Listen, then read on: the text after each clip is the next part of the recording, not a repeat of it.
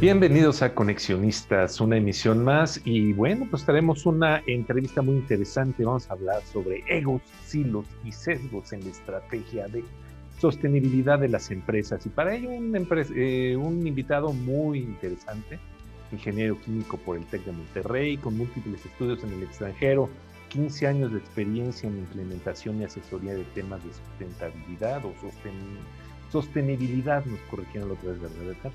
Así. Y bueno, una larga experiencia a nivel corporativo. Edgar. Armando, amigos de Conexionistas, pues es un gusto tener a un compañero de batalla, de guerra de las trincheras, de hacer las cosas como deben de funcionar. Me da mucho gusto, Mario, que estés aquí. Te doy la bienvenida, te damos la bienvenida a Conexionistas y nos encanta que traigas un tema a la mesa para conversar que se platica muy poco, ¿no? Es la vida interna de las empresas. Cuando hablamos de estos temas de sustentabilidad, de sostenibilidad, de responsabilidad social corporativa, de lo que tú quieras, como que siempre conocemos la cara amable, ¿no? Lo que se nos vende, lo que la empresa quiere que sepamos que hace, ¿no? Pero nunca se discute, o por lo menos no en foros abiertos, qué es lo que realmente ocurre, qué es lo que tiene que sufrir aquella persona que está haciéndose cargo de esto para que esa estrategia sea realidad. Y entonces nos vienes a traer un tema muy, muy interesante. Qué bueno que lo pones aquí y me parece que nadie mejor como tú para hablar de ello. Mario, bienvenido. ¿Cómo estás? ¿Qué tal, Edgar, Armando, conexionistas? Muchas gracias por tenerme aquí. Yo feliz de poder conversar de estos temas que, como bien dices, poco o nada se habla. Mario, veo primero tu perfil, me encanta tu perfil porque no tienes el perfil típico de moda, bueno, si uno se dedica a estas cosas, pues entonces tiene que tener como que verde en su currículum. Tú eres ingeniero químico, ¿no? Y entonces, ya eso habla de que me parece que tú sí fuiste a la universidad a estudiar. Entonces, ¿por qué te llama este tema? ¿Cuál es la importancia de esto, Mario? ¿Por qué conversarlo ahora? Eh, bueno, este tema de silos, sesgos y egos es un tema que desde hace unas semanas he empezado a estudiar y es el resultado de un análisis de cuáles han sido mis principales lecciones aprendidas en 15 años en el trabajo corporativo. Entonces, yo en este momento estoy en la construcción de un negocio y una de las preguntas que me planteé para poder eh, generar una oferta de valor es qué le enseñaría yo a mi yo joven que va empezando en estos temas para que su trayectoria en estos temas de empujar la agenda de cambio, empujar una agenda de sostenibilidad o de responsabilidad social, que esa trayectoria sea menos dolorosa y que sea mucho más estratégica y con menos frustración, tal vez sea la palabra. Entonces, eso me llevó a pensar en 5 lecciones aprendidas y principalmente, pues, es para abordar esto, ¿no? Los hilos, los sesgos y los egos a la hora de implementar esta agenda de cambio. Ok, para las personas que nos ven y que nos escuchan, que quizás no tengan esta experiencia de vida corporativa y que solamente ven a la empresa por la marca o por lo que la empresa dice que representa, explícanos muy bien qué son. Cuando hablamos de un silo, de un sesgo, de un ego, ¿de qué estamos hablando en el mundo corporativo, Mario? Claro que sí. De entrada, estos conceptos, yo te diría, son conceptos que tienen un origen en la naturaleza de las personas y que no son cosas buenas o malas, son cosas que existen y que hay que gestionar. Entonces, cuando hablamos de silos, nos referimos al hecho de que las áreas dentro de una organización operan de forma hermética. Okay. Entre más entre más está esa cultura de silos en la organización, menos se comunica un área con otra. Y entonces, pues un área puede traer una agenda de cambio y otra área puede traer otra. y no haber comunicación entre ellas. A eso nos referimos con un silo. Sesgos tienen que ver con nuestras percepciones o cómo nosotros tendemos a favorecer ciertas personas en lugar de a otras personas, ya sea por la escuela en la que estudió o por el origen que tiene o por el puesto que tiene o por a quién le reporta. Entonces, estos sesgos que pueden ser conscientes o inconscientes son esa afinidad que de manera natural podemos sentir hacia algunas personas o hacia otras. Y bueno, el tema del ego, pues es digamos, en este contexto del mundo corporativo y en el contexto de nuestra conversación, yo te diría que es ese relevancia que le doy yo a mi posición, a mi persona en este contexto, y entonces cómo entiendo que las personas deben aproximarse a mí, dado esa importancia que yo tengo, cómo yo debo dirigirme hacia los demás, hacia quienes sí y hacia quienes no, por la importancia que yo me reconozco. Entonces, de manera general y también para el contexto de nuestra conversación, esas son unas definiciones.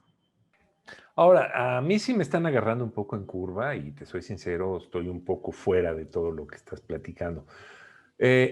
Todo esto que estamos comentando, todo esto que estás diciendo, ¿cómo lo aterrizamos? Es decir, ¿hacia dónde tiene que ir o hacia dónde va? ¿Qué problemas va a solucionar? ¿Qué situaciones va a enfrentar? ¿Qué es lo que nosotros buscamos en el momento que pues, detectamos todo esto que estás platicando? ¿Qué es Fíjate lo que tiene que que, ocurrir? sí, de entrada, Armando, el tema de que esto sea un poco ajeno es precisamente porque poco se habla. Pero realmente, para ponerlo en un ejemplo práctico, si yo quiero que la organización a la que pertenezco se mueva en cierta dirección, a mí me corresponde, vamos a decir, que es el tema de huella de carbono. Yo puedo tener una visión de cómo vamos a lograr eso y yo le reporto probablemente a alguien en el C-suite o le reporto al CEO, y entonces yo voy a desplegar una estrategia que va a influir a otras áreas fuera de mi área. Y entonces otros gerentes, otros directores, de alguna manera se van a tener que involucrar para que eso realmente suceda. Y en el tema de sostenibilidad es muy común porque normalmente la persona que lleva el título de sostenibilidad no es el último responsable en que la empresa realmente ahorre agua o la empresa realmente reduzca su huella de carbono. Entonces, normalmente estas personas van a tener que tratar de influir en otras áreas, múltiples áreas al mismo tiempo, y estas otras áreas pueden tener otras prioridades. Y al final empieza a haber una competencia.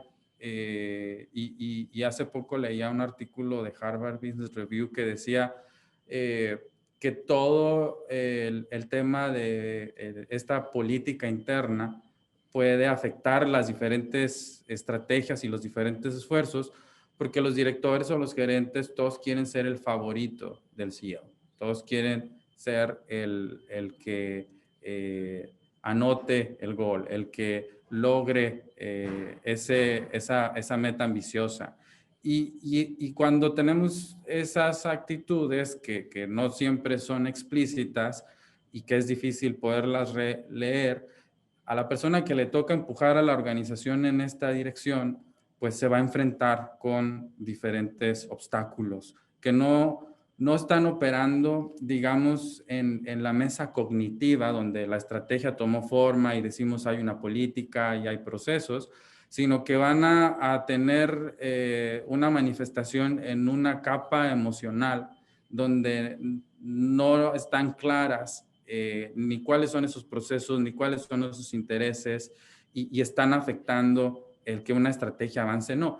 Y tan la afectan que puede que no tenga éxito eventualmente la estrategia. Yo he tenido la experiencia de trabajar en proyectos, un programa que surge con ambiciones y con metas interesantes en beneficio de la compañía y que termina en unas lecciones aprendidas porque no fue un caso de éxito, porque al final y después de mucho tiempo no conseguimos que esta agenda se convirtiera en la agenda de varios. Y eso es un problema porque entonces los recursos y el tiempo que se invirtió, pues fueron en vano. Creo que estás hablando de que al final de cuentas también en las grandes empresas hay grilla. Creo que no es todo a lo que te refieres, o sea, porque me parece que decirlo así es como sobresimplificar las cosas, pero cuando tú estás hablando me gustó mucho esto que dijiste de que este proyecto sea parte de la agenda de todos. Entonces, por distintos intereses, desde los más personales como querer ser el favorito hasta otras cosas, ¿no? Hay estas competencias internas que pareciera que una empresa cuando se vende así y se vende al exterior, trabajan como un reloj y a veces no es tan cierto. Entonces, eh, ¿tú ves, Mario, que esto tenga solución? A mí me parece, yo soy de los que piensan que no. Ujú. Yo soy de los que piensan que esto siempre va a existir porque en la iniciativa privada y en todos lados hay poder y el poder genera estas cosas. Pero si tú consideras o eres de los que piensan que sí, o como también utilizaste una palabra interesante, gestionar. Exacto. ¿Cómo se gestiona esto, Mario? Exacto. De hecho, te iba a responder, y esto no se va a acabar. O sea, la Ok. grilla existe, estos intereses contradictorios dentro de la misma organización existen y van a existir. Pero no se trata de tirarse al piso, decepcionarlos, sino de reconocerlos. Aparte, no solo en una dirección, sino reconocerlos también en ambas direcciones. ¿Cuántas veces mi propio ego me ha impedido avanzar en temas o mis propios sesgos me están impidiendo lograr cosas o los hilos que yo mismo estoy fomentando dentro de la organización me impiden a mí también avanzar? Entonces, yo creo que la clave aquí es, bueno, primero reconocer que esto existe y que existen las dos direcciones, de que no nada más yo soy una víctima, sino que yo también, como al ser parte de esta cultura y de esta organización, también me puedo comportar de esta manera, consciente o inconscientemente. Entonces creo que la clave más bien es, a la hora que diseñas una estrategia, ver cómo vas a gestionar estos aspectos. Y te voy a compartir un ejemplo. Cuando yo entré a este tema de responsabilidad social, tuve un jefe y yo sentía que había un sesgo. Bueno, con el tiempo ya puedo ponerle nombres y describir esa experiencia como la voy a describir ahora.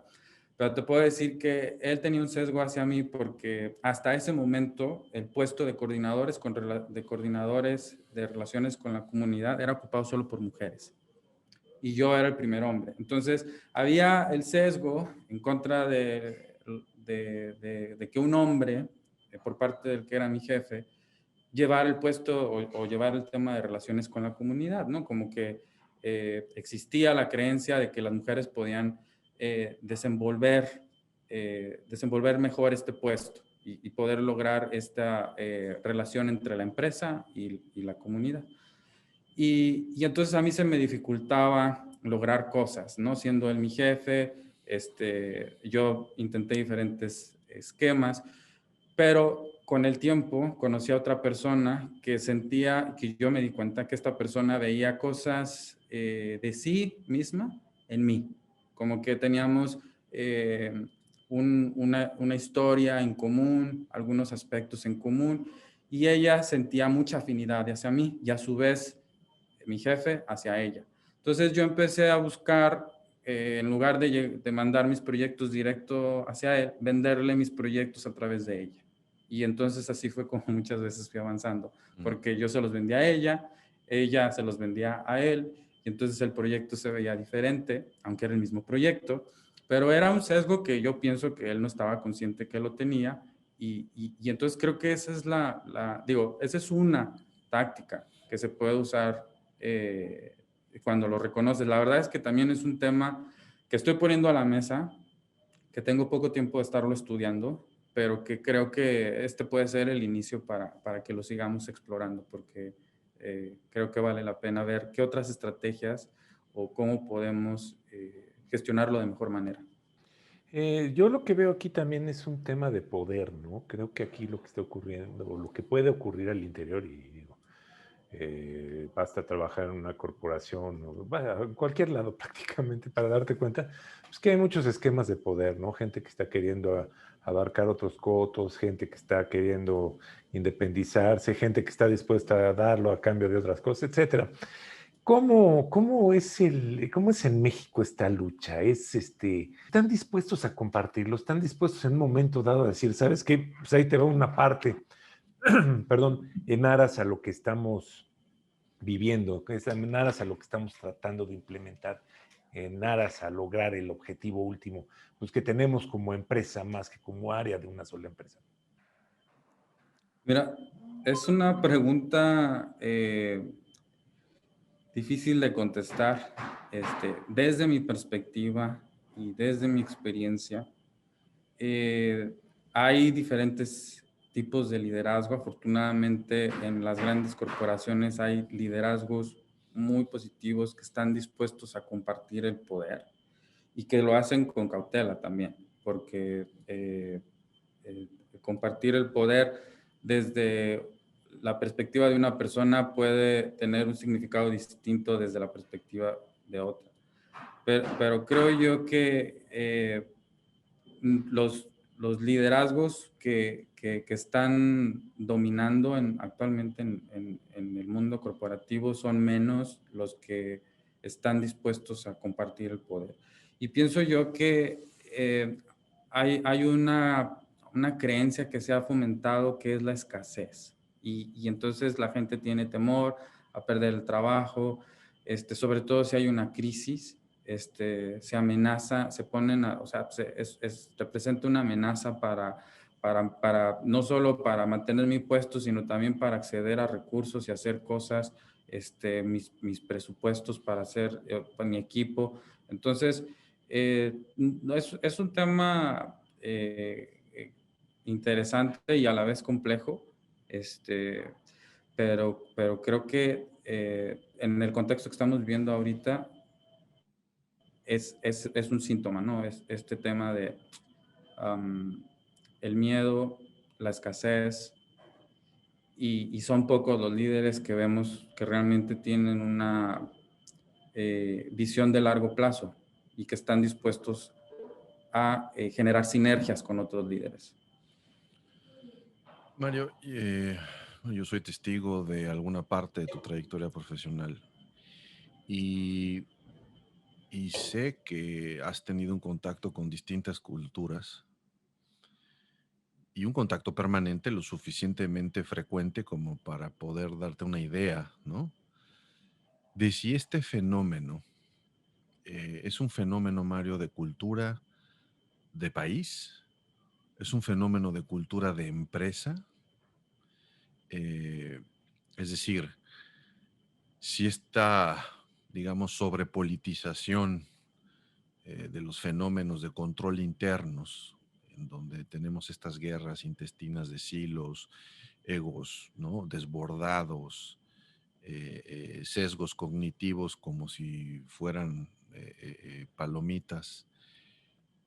Pareciera ser que eh, eso es o exclusivo del país o de la empresa o una combinación de ambos. Hay un estudio por ahí, eh, no recuerdo el nombre, pero te prometo que lo voy a traer a la mesa y te lo voy a compartir. Alguna vez lo leí, que hacían estudios sobre estas tendencias de liderazgos en las empresas por país.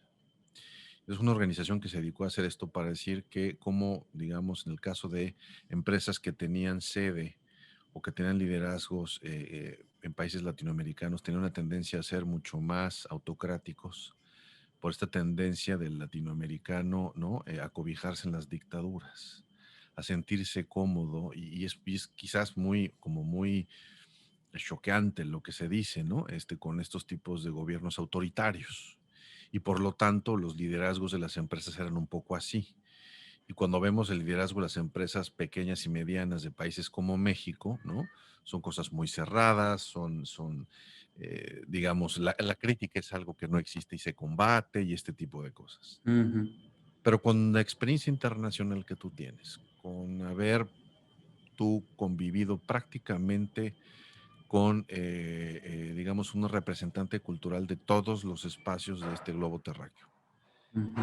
¿Dónde ves este fenómeno? ¿Dónde lo ubicarías? ¿Tú crees que es un asunto de la cultura de la empresa? ¿Es por industria? ¿Es un tema país? Y si fuese una combinación de todo, ¿cuál crees tú que sería el ingrediente que más pesa? Como te digo, es una combinación. Yo, fíjate, mexicano, hombre y con mi edad, en ese momento, ¿no? Y luego me pones con y con un perfil que soy, por ejemplo, muy extrovertido. Y luego dialogar con una persona que es abogado, probablemente baby boomer, en Estados Unidos, o con alguien de mi misma edad en Filipinas, o con una mujer de Polonia, ya con 20 años de experiencia en la compañía. Entonces, digamos que mis interacciones, y porque está ese tema presente de los sesgos, y en las dos direcciones, en mis interacciones, en cada interacción, a lo mejor en algunos casos pudo haber pesado más que fuera mexicano o que fuera joven en la organización, por ejemplo, que otra cosa en mi experiencia. Qué interesante. Entonces, este asunto de los hilos, atribuyes más el peso a los sesgos por el país de donde vienes, por la edad. Mira. Digo, esa fue mi interpretación porque al final yo no sé en la cabeza de la gente con la que me ha tocado interactuar qué percepción tenían, pero por ejemplo, mi experiencia fue esa, ¿no? Que por ser mexicano y por ser más joven, con gente, por ejemplo, en otros países, con mucho más experiencia que yo, claro que yo sentía que no avanzaba. Ahora, tú planteas algo, ¿no? Como 5 pasos. Sí, Al inicio de la conversación decías que me gustó mucho, ¿no? ¿Qué le voy a recomendar al joven, ¿no? exacto. ¿Cuáles son, Mario? Fíjate que yo he tratado de ponerle un nombre para que no se nos olvide y está bien sencillo. Y aparte ahorita que está la P de moda por People, Planet y Profit, entonces yo quise construir sobre ese framework y entonces estoy proponiendo 5 Ps. Y esas 5 Ps son por P de propósito, política, personas, proceso y obviamente profit. Entonces, lo que yo le estoy recomendando ahora a mis clientes en esta nueva etapa es y que me han llegado varios porque y que quieren hacer lo que hemos estado conversando hoy. Quieren hacer una estrategia de diversidad o inclusión o hacer una estrategia de descarbonización. Y entonces me buscan porque quieren un taller. Entonces yo les digo, demos un paso atrás, porque el taller es una de las muchas cosas que habrá que hacer para construir una estrategia de lo que quieras, de diversidad e inclusión, de transformación digital, de descarbonización de tu negocio. Entonces estoy invitando a la gente a que piense primero, antes de empezar a soltar talleres en su estrategia, que piensen primero en el propósito. Y cuando hablo en el propósito, yo, diferente a lo que otros autores, o más bien algunos autores sugieren, no es el por qué, sino realmente qué es lo que quieren lograr. ¿Quieren lograr rentabilidad o quieren lograr una reputación o quieren lograr un discurso? Y es difícil tener esa conversación porque cuando queremos ser honestos y si esto no se tiene claro desde el principio, más adelante en la implementación de una estrategia es cuando empieza a generarse frustración, porque entonces tú quieres una estrategia y entonces has planteado que quieres mejorar la calidad de vida de las personas y en algún momento de la estrategia dices, ¿y dónde está el negocio? Y entonces la gente que estaba a cargo de ahí se frustra porque eso no era lo que entendió por vamos a mejorar la calidad de vida de las personas. Entonces, cuando se establece un propósito, debe de hablarse con mucha honestidad y decir en ese propósito qué significa en términos de indicadores, que sería lo más sencillo. No vamos a poner unos indicadores y establecer unas metas de ese propósito, qué significa. Y luego ese propósito también se tiene que ver cómo convive con otros propósitos dentro de la organización, porque a lo mejor yo me toca la diversidad e inclusión, pero ya hay alguien que está empujando otro tema de voluntariado en la organización o qué sé yo. Entonces, empezamos a tener esta conversación de cuáles son esos elementos y yo les digo que son como las 4 patas en una mesa. Si una de estas P's no está, no existe, la estrategia no se va a sostener. Ok. Y bueno, es como que vemos, este es un modelo a desarrollar que estás, digamos, alimentando y puliendo, porque pues esto continuamente está cambiando, ¿cierto? No es un tema estático y seguramente habrá muchas cosas por afinar y como bien decías al inicio de tu charla, hay una serie de condiciones distintas, ¿no? Con respecto a lo que se aprendió y a lo que se puede dejar con la pandemia. Platicábamos en una emisión anterior de esta cruda pospandémica. Vamos a ver qué nos deja para ver esto cómo se reagrupa, ¿cierto? Totalmente. Y bueno, hay que seguirte, Mario. Yo creo que ahora vamos a pasar a esta parte de la conversación en donde queremos conocerte, queremos saber más de Mario, el ser humano, Mario, la persona. Entonces, Armando, ahora sí que dispara. ¿Ves series, Mario? Sí, sí, de serie. ¿Cuál es tu favorita? ¿Cuál dirías? Esta serie yo se la recomendaría a amigos, parientes y hasta clientes. A ver, entonces, una serie que yo les recomiende. Ah, pues la de Black Mirror.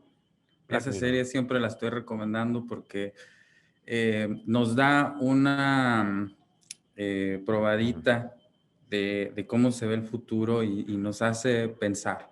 Entonces, digo, les recomiendo esa serie o el libro de Harari, el de Homo Deus. Ah, ok. Entonces, qué mejor si puedes leer el libro y también ver la serie. No tiene que ver mucho uno con otro, solo Sí, que claro. Harari hace unas profecías interesantes sobre cómo se ve el futuro y cómo se ve el ser humano en el contexto de la bioingeniería y otros aspectos con la inteligencia artificial, etcétera. Y bueno, la serie plantea episodios donde hay cosas que ahorita ya estamos viendo. ¿Cuál es el que más te ha impactado? Hay una, bueno, en estos episodios, hay un episodio, híjole,